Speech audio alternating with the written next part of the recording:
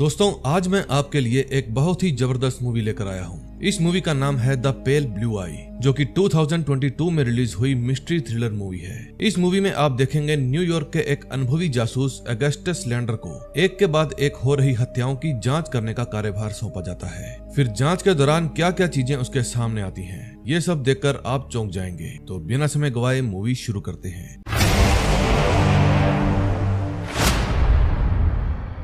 Movie की शुरुआत में हम एक आदमी को देखते हैं जिसका नाम है अगस्टस लैंडर। लैंडर को मिलिट्री एकेडमी में कैप्टन हिचकॉक ने बुलवाया था, इसलिए वो उनसे मिलने के लिए जाता है। हिचकॉक लैंडर को कहते हैं कि सुपरिटेंडेंट थायर ने आपको तुरंत मिलने के लिए बुलाया है। फिर थायर बताते हैं कि उन्हें वहाँ के गवर्नर ने बताया है कि न्यूयॉर्क सिटी कांस्टेबल में लैंडर का बहुत नाम है और इसलिए आज एक केस की पहेली को सुलझाने के लिए मैंने आपको बुलाया है। अब कैप्टन और थायर लैंडर को सारा मामला समझाते हैं कि ये केस उन्हीं की एकेडमी के एक जवान का था। उस जवान का नाम था फ्राई।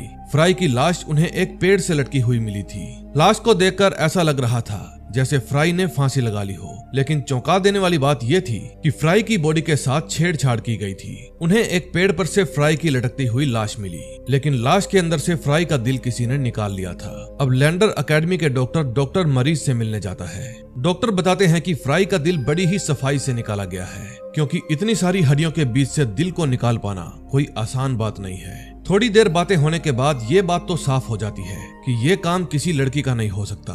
इसका मतलब फ्राई को किसी आदमी नहीं मारा था। सारी बातें सुनने के बाद लैंडर वहाँ से जाने लगता है। जाते जाते थायर उससे गुजारिश करता है कि कैसे भी करके वो इस पहेली को जल्दी से जल्दी सुलझा दे।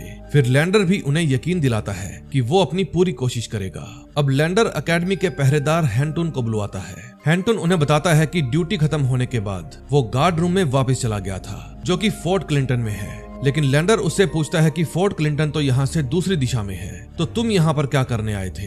हैंटून उन्हें बताता है कि यहाँ से उसे किसी की आवाज आई, इसीलिए वो यहाँ पर आया। लेकिन यहाँ आते ही उसने देखा कि फ्राई की लाश पेड़ से लटकी पड़ी है। फिर थोड़े बहुत सवाल पूछने के बाद लैंडर हैंटून को वहाँ से भेज देता है। अब अगले सीन में हम देखते हैं लैंडर फ्राई की लाश को बड़े ही ध्यान से देख रहा था। उसे फ्राई के सिर के पीछे एक घाव का निशान मिलता है। डॉक्टर मैरिस इस घाव को नहीं देख पाए थे, इस बात पर वो शर्मिंदा हो जाते हैं। इसके बाद लैंडर फ्राई के हाथ देखते हैं। फ्राई ने अपनी उंगलियों के अंदर कुछ बंद कर रखा था।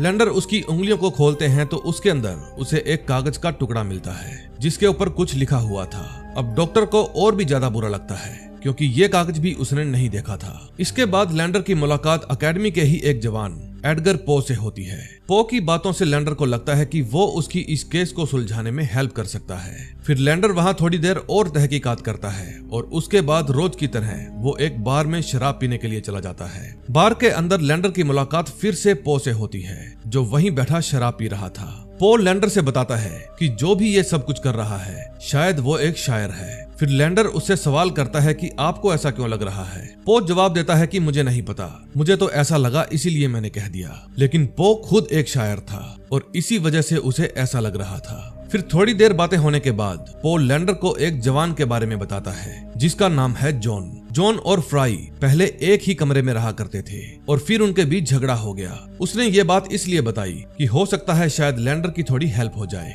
फिर लैंडर जॉन को बुलवाता है। जॉन से पूछताछ करने पर यह पता चलता है कि वो फ्राई के साथ पहले रहा करता था, लेकिन फ्राई की दोस्ती कुछ बुरे लोगों के साथ हो गई थी, जिस वजह से उसने फ्राई के साथ दोस्ती तोड़ दी। लेकिन वो बुरे लोग कौन थे ये जॉन को खुद नहीं पता था। अब अगली पूछताछ होती है वहीं के एक जवान मिस्टर स्टूडर्ट से, जिसने आखिरी बार फ्राई को जिंदा देखा था। स्टूडर्ट उन्हें बताता है कि जब वो उस रात बैरक के लिए जा रहा था तब उसने फ्राई को वहां देखा था। फ्राई ने मुझसे बस इतना ही पूछा कि वहां मेरे बारे में कोई जवान पूछ तो नहीं रहा था, और इसके बाद मैं वहां से चला गया। अब लैंडर उससे पूछता है कि क्या फ्राई के पास कोई सामान था, जैसे रस्सी या और कुछ, लेकिन स्टूडेंट उन्हें जवाब देता है कि अंधेरा ज्यादा होने की वजह से उसे ऐसा कुछ नहीं दिखाई दिया। अब सारी पूछताछ खत्म होने के बाद रूम में एक जवान आता है और कैप्टन को एक लेटर देता है। उसमें लिखा था कि कोल्ड स्प्रिंग में एक गाय और भेड़ को भी मारा गया है और उसके बाद उनके भी दिल को निकाल लिया गया। अब लैंडर और कैप्टन दोनों ही इस बात से परेशान हो जाते हैं कि ये आदमी अब जानवरों को भी मारने लग गया है। इसके बाद लैंडर जाता है पो के पास।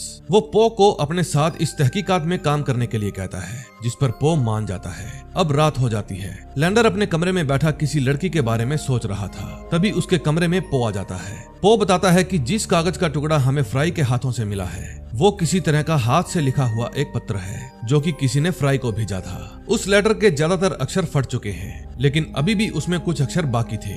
फिर पो उन अक्षरों की हेल्प से पूरी लाइन बना देता है और वो लाइन ये थी कि देर मत करना, जल्दी पहुंच जाना। इसका मतलब फ्राई को उस रात बैरक्स के बाहर ये संदेश भेजकर बुलाया गया था। फिर पो कहता है कि हो सकता है ये कत्ल किसी औरत ने किया हो। लैंडर को पो की ये बात समझ नहीं आती। फिर पो उसे कुछ दिन पहले की बात बताता है, जब अचानक उसकी नींद खुली और वो एक कविता लिखने लगा। कविता लिखते लिखते उसे अपने कमरे के बाहर एक बहुत ही सुंदर औरत दिखी, जिसको देखकर ऐसा लग रहा था कि जैसे उसका पूरा जीवन दुखों से भरा पड़ा है। फिर पो लैंडर को बताता है कि उसने अपनी जिंदगी में इतनी खूबसूरत औरत कभी नहीं देखी, और वैसे भी बेइंतहा दुख, यानी हर तरफ खतरा। फिर लैंडर पो से सवाल करता है कि ये कविता तो वो किसी भी सुबह लिख सकता था, लेकिन पो जवाब देता है कि वो कविता उसने लिखी नहीं थी, बल्कि उससे लिखवाई गई थी उसकी 20 साल पहले मरी हुई माँ ने, जो हर रोज उसके सपनों में उसके ख्यालों में आती थी और उसे ऐसा करने के लिए निर्देश देती थी। ये बात सुनकर लैंडर को पो की कुछ बातें समझ में आने लगती है और इसके बाद वो दोनों वहां से चले जाते हैं। अगले सीन में हम देखते हैं लैंडर पो को एक खत लिखकर अपने पास बुलाता है। फिर लैंडर एक घर के अंदर तहकीकात करने के लिए जाता है। घर के अंदर वो देखता है कि एक बड़े से गोले के अंदर एक ट्राइकॉट बना हुआ है और उसके अगल बगल में जली हुई मोमबत्तियों के टुकड़े पड़े हैं, जैसे वहां किसी ने कोई जादू टोना किया हो। जब पो वहां पर आता है तो लैंडर उसे सारी बात बताता है। लैंडर को समझ में आ जाता है कि इसी ट्राइकॉट के बीच में फ्राई का दिल लाकर रखा गया होगा और फिर उसमें कुछ जादू टोना जैसा कुछ किया होगा। अब वे लोग जाते हैं लैंडर के पुराने दोस्त प्रोफेसर जीन पेपे के पास, जिन्हें जादू टोने के बारे में अच्छी जानकारी थी।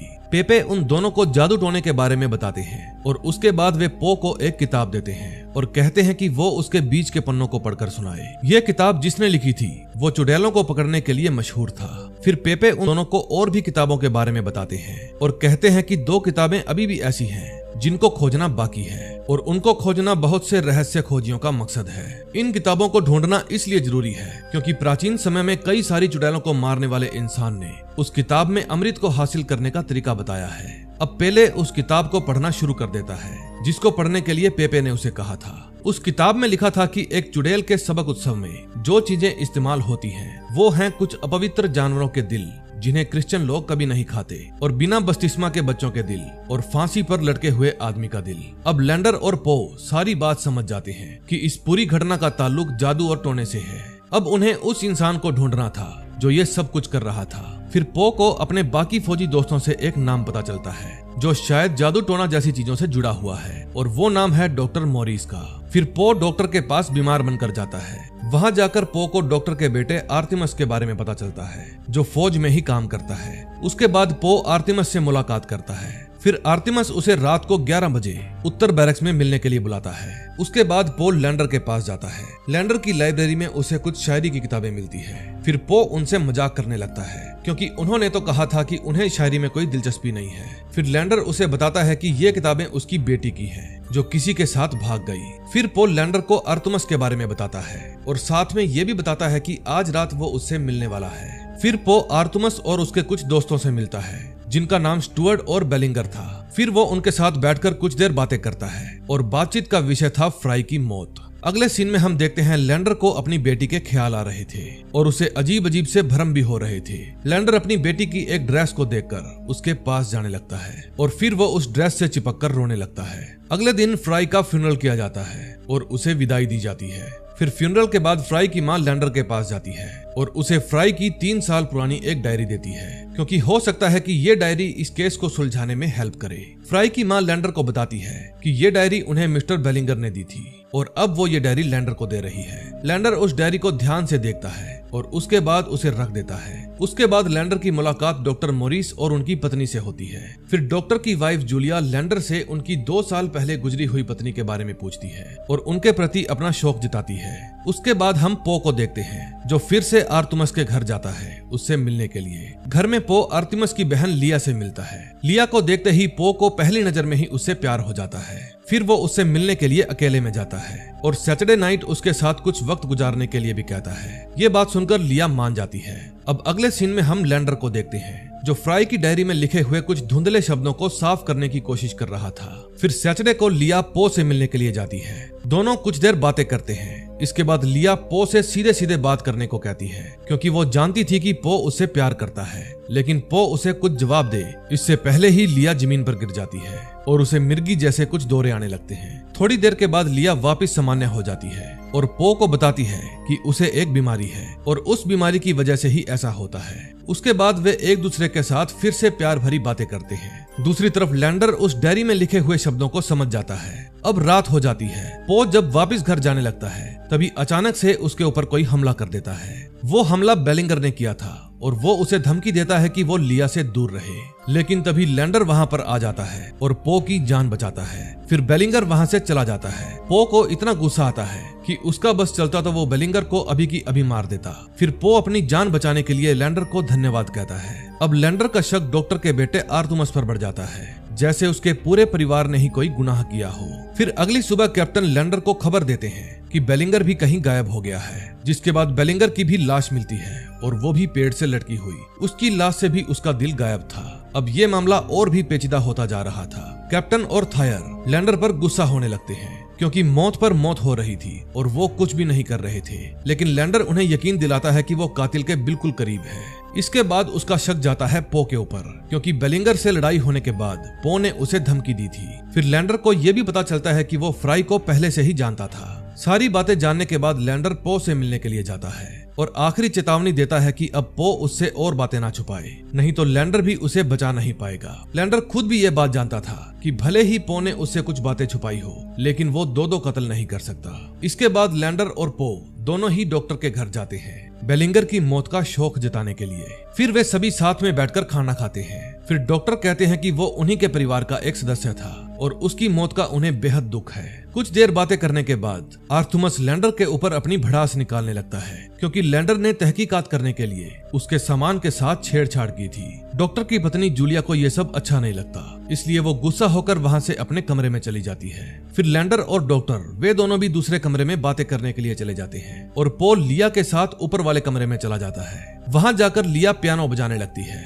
फिर पो उसकी तारीफ करता है और कहता है कि वो जिंदगी भर इस पियानो को सुनना चाहता है और वो इसके लिए कुछ भी करने को तैयार है। दूसरी तरफ लैंडर डॉक्टर से लिया की बीमारी के बारे में पूछता है। फिर डॉक्टर बताते हैं कि जिस उम्र में लिया को शादी करनी चाहिए थी, उस उम्र में वो एक खतरनाक बीमारी से जूझ रही है। फिर थोड़ी देर बातें करने के बाद कैप्टन वहां आ जाते हैं और लैंडर को एक बुरी खबर देते हैं। खबर ये थी कि एक और जवान गायब हो गया है जिसका नाम है स्टूडर्ट। फिर लैंडर स्टूडर्ट के कमरे में जाकर तहकीकात करता है और देखता है कि वहां से उसका सामान भी गायब है। इसका मतलब स्टूडर्ट गायब नहीं हुआ बल्कि भाग गया है, इस डर से कि कहीं अगला शिकार वो ना बन जाए। अब अगले सीन में हम देखते हैं कि पो लिया के पास अकेला ही उसके घर में जाता है उससे मिलने के लिए। दूसरी तरफ लैंडर प्रोफेसर पेपे के पास जाता है उन चुड़ैलों को मारने वाले इंसान और किताब के बारे में पता करने के लिए। फिर पेपे उसे और जानकारी देता है और एक किताब निकाल कर दिखाता है। ये सब देखकर लैंडर समझ जाता है और तुरंत वहां से भागकर जाने लगता है। इधर लिया पो को अपने प्यार भरी बातों में फंसा लेती है और कुछ देर बाद लिया और आर्तेमिस पो को मुर्दा जैसा बना देते हैं, जो जिंदा तो था लेकिन हिल नहीं सकता था। दूसरी तरफ लैंडर सबसे पहले डॉक्टर के पास जाता है और कहता है कि मुझे पता चल गया है कि तुम्हारी बेटे की बीमारी में ही कुछ गड़बड़ है। फिर वो डॉक्टर को हेनरी ले क्लर्क के बारे में बताता है जो कि बेहतरीन जादू टोना जानता था, लेकिन अब वो जिंदा नहीं है। फिर डॉक्टर उसके आगे अनजान बन जाता है। फिर लैंडर डॉक्टर की लाइब्रेरी से एक किताब निकालता है जो कि हेनरी ने ही लिखी थी। अब डॉक्टर फंस चुका था, इसलिए वो लैंडर को सारी बात बताता है कि कैसे उसकी बेटी और आर्तेमिस ने मिलकर लिया की बीमारी को ठीक करने के लिए लोगों के दिल निकाले, क्योंकि अब दवा से उसकी बीमारी ठीक नहीं हो रही थी और उसे ठीक करने के लिए यह सब कुछ जरूरी बन गया था। उधर दूसरे कमरे में लिया, उसका भाई और उसकी माँ पो के ऊपर जादू टोना कर रहे थे। उस समय लिया मंत्र पढ़ रही थी और आर्तेमिस पो का दिल निकालने की तैयारी कर रहा था, लेकिन तभी वहां पर लैंडर आ जाता है। फिर उसकी आर्तेमिस के साथ हाथापाई होने लगती है, लेकिन लिया मंत्र जारी रखती है। तभी लड़ाई झगड़े के दौरान वहां पर रखी हुई लालटेन गिर जाती है, जिसके कारण आग लग जाती है। तभी छत से एक बड़ा सा लकड़ी का टुकड़ा लिया के ऊपर आकर गिरता है। फिर आर्तुमस दौड़कर लिया के पास जाता है और उसे बचाने की कोशिश करता है। तब तक लैंडर पो को और लिया की माँ को कमरे से बाहर ले जाता है ताकि उनकी जान बच सके। और तभी देखते ही देखते ढेर सारी लकड़ियां आर्तुमस के ऊपर गिर जाती है और उन दोनों भाई बहन की मौत हो जाती है। अगली सुबह कैप्टन और थायर दोनों लैंडर का धन्यवाद करते हैं क्योंकि उसने इस केस की पहेली सुलझा ली थी। फिर लैंडर अपने घर जाता है और आराम से कुर्सी पर बैठ जाता है। फिर पो अपना इलाज खत्म होने के बाद लैंडर से मिलने के लिए जाता है। वहां जाकर वो उसका धन्यवाद करता है क्योंकि उसने उसकी जान बचाई थी। लेकिन वो अपने साथ एक और चीज भी लेकर आया था। उसके हाथ में 2 कागज थे।